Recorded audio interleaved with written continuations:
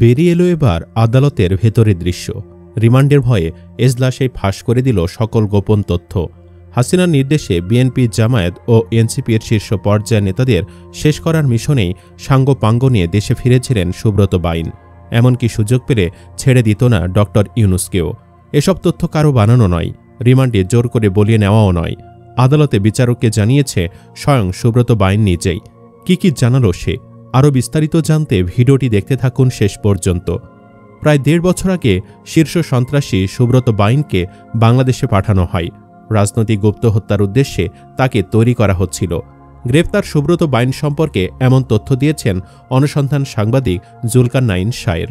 নিজের verified Facebook পেজে এক পোস্টে এসব তথ্য জানান তিনি। ওই পোস্টের সঙ্গে একটি ভিডিও দিয়েছেন তিনি, যাতে দেখা যায় গ্রেপ্তারের পর সুব্রত বাইন নিজে বাংলাদেশে আসার কারণ জানাচ্ছেন।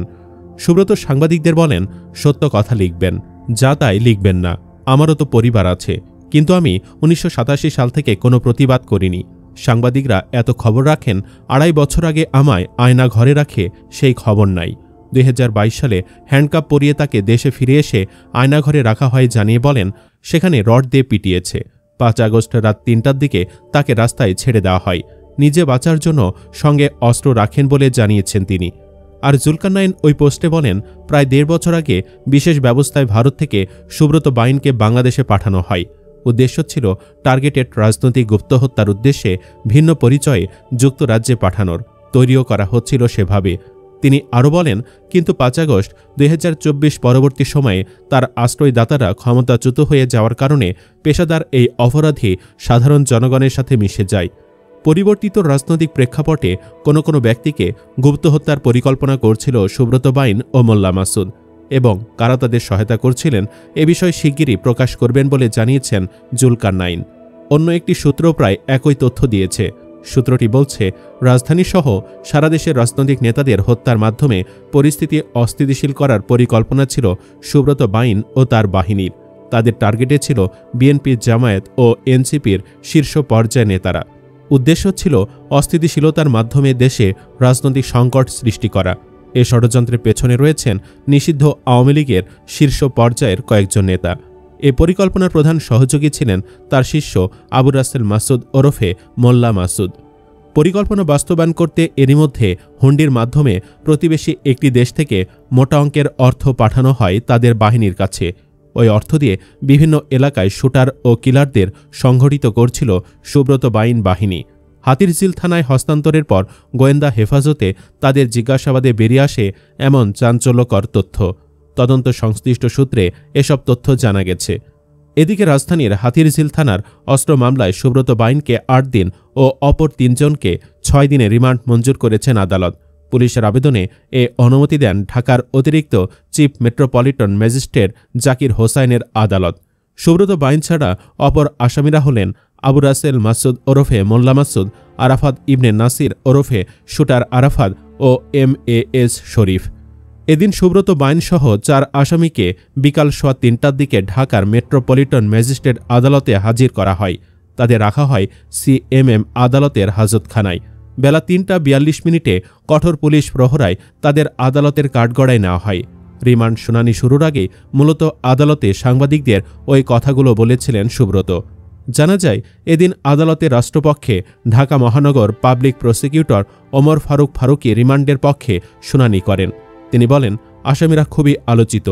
তাদের কাছ থেকে বিভিন্ন ধরনের অস্ত্র উদ্ধার করা হয়েছে। তাদের সঙ্গে আরও কারা জড়িত এবং অস্ত্র উদ্ধারের জন্য 10 দিনের রিমান্ড প্রয়োজন। আসামিদের পক্ষে আইনজীবী মোহাম্মদ বাদল মিয়া রিমান্ড বাতিল চেয়ে জামিনের আবেদন করেন। শুনানিতে তিনি বলেন, সুব্রত বাইন আজকে মিডিয়ার সৃষ্টি। 4 দলীয় জোট সরকার এই লিস্ট করে, এরপর আর কোনো সরকার কোনো লিস্ট করেনি। এই আসামিকে ভারতে 3 বার গ্রেফতার করা হয়। গত 5 আগস্ট রাজনৈতিক পট পরিবর্তনের পর 6 তারিখে নরসিংদীর ভুলতা এলাকায় ফেলে রেখে চলে যায়। আর সুব্রত বাইন ও মোল্লা মাসুদের কাছ থেকে প্রাথমিকভাবে কি তথ্য পাওয়া গেল জানতে চাইলে গোয়েন্দা পুলিশের রমনা জোনের অতিরিক্ত উপ পুলিশ কমিশনার মোহাম্মদ ইলিয়াস কবির বলেন, জিজ্ঞাসাবাদে তাদের কাছ থেকে রোমহর্ষক তথ্য পাওয়া গেছে। অস্ত্র, গুলি ও টাকার উৎস জানার চেষ্টা চলছে। এলাকাভিত্তিক তাদের সদস্যদের সম্পর্কে একটা ধারণা পাওয়া গেছে। ওইসব তথ্য যাচাই বাছাই করা হচ্ছে। নাম প্রকাশ না করার শর্তে একাধিক গোয়েন্দা কর্মকর্তা জানান, গোয়েন্দা কার্যালয়ে তাদের নেওয়ার পর 4 জনকে আলাদা করে ফেলা হয়। প্রথমে শুটার আরাফাত ও শরীফকে জিজ্ঞাসাবাদ শুরু করা হয়। এক পর্যায়ে তাদের কাছ থেকে অস্ত্র ও গুলির বিষয়ে তথ্য বেরিয়ে আসে। অস্ত্র ও গুলি সীমান্ত থেকে সংগ্রহের পর তারা আরাফাত ও শরীফের কাছে পাঠিয়ে দেয়। ওই অস্ত্রগুলো মগবাজার, শাহবাগ, গুলশান ও বাড্ডা এলাকার সন্ত্রাসীদের হাতে পৌঁছে দেওয়ার পরিকল্পনা ছিল। ওই সন্ত্রাসীরা 5 আগস্টের পর সুব্রত বাইন ও মাসুদের দলে যোগ দেয়। এলাকাভিত্তিক ওই সব সন্ত্রাসীর তালিকা অনেক বড়, তবে তাদের নাম পুলিশের খাতায় নেই। তারা সবাই উঠতি বয়সী এবং এলিট শ্রেণীর বলে গোয়েন্দা কর্মকর্তারা জানান। অপরদিকে শুটার আরাফাত ও শরীফের কাছ থেকে তথ্য পাওয়ার পর গোয়েন্দারা বাইন ও মাসুদের মুখোমুখি হন। গোয়েন্দার জিজ্ঞাসাবাদে দেশকে অস্থিতিশীল করার মিশনে নেমেছিল বলে জানান তারা। টার্গেট কিলিংয়ের পর ক্ষমতার দ্বন্দ্বে এক দলের নেতাকে অন্য দলের নেতারা খুন করেছে বলে তা প্রচার করারও পরিকল্পনা ছিল তাদের। টার্গেটকৃত 3 দলের ভেতর রাজনৈতিক দূরত্ব তৈরি হলে আওয়ামী লীগ সুবিধাজনক অবস্থানে চলে আসবে বলে তাদের ধারণা ছিল। আর এজন্য প্রতিবেশী একটি দেশে অবস্থানরত আওয়ামী লীগের শীর্ষ পর্যায়ে নেতাদের সঙ্গে তাদের নিয়মিত যোগাযোগ ছিল। অস্ত্র, গুলি ও ক্যাডারদের জন্য টাকাও পাঠাত ওই নেতারা। হুন্ডির মাধ্যমে টাকা তাদের কাছে পৌঁছে দেওয়া হতো। হুন্ডির টাকা বেশিরভাগই লেনদেন হয় যশোর, কুষ্টিয়া ও ঝিনাইদহ সীমান্তে। এজন্য তারা কুষ্টিয়ায় আস্তানা গেড়েছিল বলেও গোয়েন্দারা জানান। কুষ্টিয়া থেকে তারা ঢাকায় বেশ কিছু অস্ত্র তাদের ক্যাডারদের কাছে পাঠিয়েছেন বলেও স্বীকার করেন। ওইসব ক্যাডারদের তালিকা ধরে অস্ত্র উদ্ধার ও গ্রেফতারে ডিবির একাধিক টিম কাজ করছে। বিএনপির সমর্থক হয়েও কেন আওয়ামী লীগের মিশনে নেমেছিলেন গোয়েন্দাদের এমন প্রশ্নে সুব্রত বাইন জানান, 2001 সালে বিএনপি ক্ষমতায় আসার পর 23 শীর্ষ সন্ত্রাসীর তালিকায় তার নাম প্রথম দিকে রাখা হয়। এ কারণে তিনি দেশ ছাড়তে বাধ্য হন। পরে বিএনপির সঙ্গে দফায় দফায় যোগাযোগ করেও তিনি দেশে ফিরতে পারেননি। তার ঘনিষ্ঠজনরাও ছিল বিপদে। 5 আগস্টের পর বিএনপি নেতাদের সঙ্গে যোগাযোগ করলেও তারা তাকে এড়িয়ে যান। এ কারণে তিনি আওয়ামী লীগের পক্ষ নেন এবং বিএনপি সহ সমমনাদের টার্গেট করেন। তবে তার টার্গেট মিস হয়ে গেল। 27 মে সেনাবাহিনীর বিশেষ অভিযানে কুষ্টিয়া শহরের একটি ছাত্রাবাস থেকে অস্ত্রসহ তাকে আটক করা হয়। 90-এর দশকে ঢাকার 7 স্টার বাহিনীর প্রধান হিসেবে সুব্রত অপরাধ জগতে পরিচিত হন।